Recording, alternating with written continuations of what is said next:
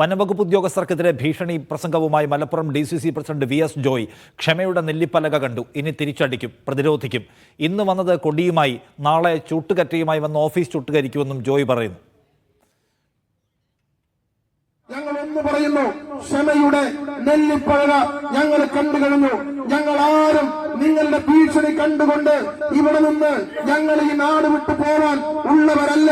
മറിച്ച് ഞങ്ങൾ പറയുന്നു, ഈ നിയമം ആ നിയമം ഉപയോഗിച്ചുകൊണ്ട് ഞങ്ങളെ വേട്ടയാടാനും അടിച്ചമർത്താനുമാണ് നിങ്ങൾ ശ്രമിക്കുന്നതെങ്കിൽ ഞങ്ങൾ തിരിച്ചടിക്കും, പ്രതിരോധിക്കും.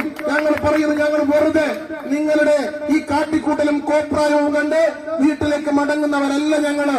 ഇന്ന് ഞങ്ങൾ പറയുന്നു, സമാധാനപരമായിട്ടാണ് ഈ സമരവുമായി കടന്നു വന്നത്. ഈ പ്രശ്നത്തിന് മണിക്കൂർ വെച്ച് പരിഹാരമുണ്ടാക്കണം.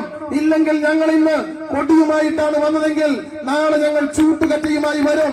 ഈ ഓഫീസ് ഞങ്ങൾ ചൂട്ടുകരിക്കും. ഇവിടുത്തെ ഓഫീസർമാരെ അടിച്ചോടിക്കാൻ ഞങ്ങൾ മടിക്കില്ല. മുഹമ്മദ് ഷംസീർ കൂടുതൽ വിവരങ്ങളുമായി മലപ്പുറത്ത്. ഷംസീർ, എന്താണ് മലപ്പുറം DCC പ്രസിഡന്റിന്റെ ഉന്നയിക്കുന്ന പ്രശ്നം? എന്താണ് അദ്ദേഹം?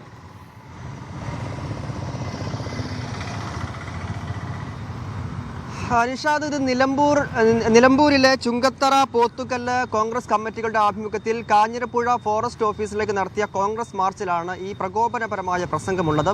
നേരത്തെ അനീസ് അലി സൂചിപ്പിച്ചതിൻ്റെ തുടർച്ചയാണ്. ഈ മേഖലയിലും നിലമ്പൂരിലും കാട്ടാന ശല്യം രൂക്ഷമായി മാറുന്നു. വലിയ തോതിലുള്ള നാശനഷ്ടങ്ങളും മരണങ്ങളും വരെ സംഭവിക്കുന്ന നിലയുണ്ടാകുന്നു.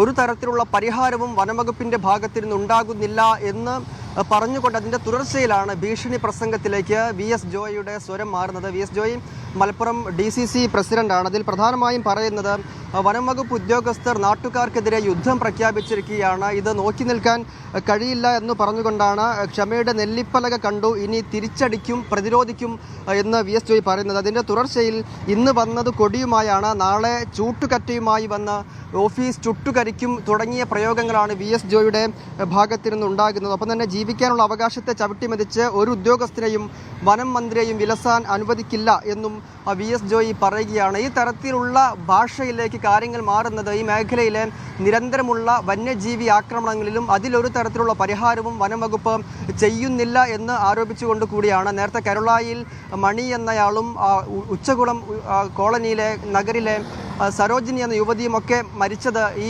മേഖലയിലാണ്, നിലമ്പൂർ മേഖലയിലാണ്. അപ്പോൾ വനംവകുപ്പിൻ്റെ ഭാഗത്തിരുന്ന് കനത്ത അനാസ്ഥയുണ്ടാകുന്നുവെന്ന് സൂചിപ്പിച്ചുകൊണ്ടാണ് ഈ തരത്തിലുള്ള ഭീഷണി പ്രസംഗത്തിലേക്ക് കാര്യങ്ങൾ മാറിയത്. ഒപ്പം തന്നെ ഉമ്മൻചാണ്ടി സർക്കാരിൻ്റെ കാലത്ത് നിലമ്പൂർ മേഖലയിൽ ഒരു കാട്ടാനാക്രമണം ഉണ്ടായപ്പോൾ എങ്ങനെയാണ് അതിനെ ഏറ്റവും ഉചിതമായ രീതിയിൽ അതിനെ കൈകാര്യം ചെയ്തതെന്ന കാര്യങ്ങൾ കൂടി VS ജോയി പറയുന്നുണ്ട്.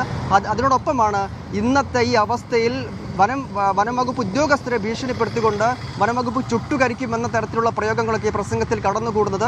ഒരു ജനാധിപത്യ സംവിധാനത്തിൽ ഈ തരത്തിലുള്ള ബുദ്ധിമുട്ടുകളൊക്കെ അനുഭവിക്കുമ്പോഴും വനംവകുപ്പ് ഉദ്യോഗസ്ഥരെയും വനംവകുപ്പിനെയും ഈ തരത്തിലൊക്കെ ഭീഷണിപ്പെടുത്തി പ്രസംഗിക്കാമോ എന്ന ചോദ്യം കൂടി പ്രസക്തമാണ്.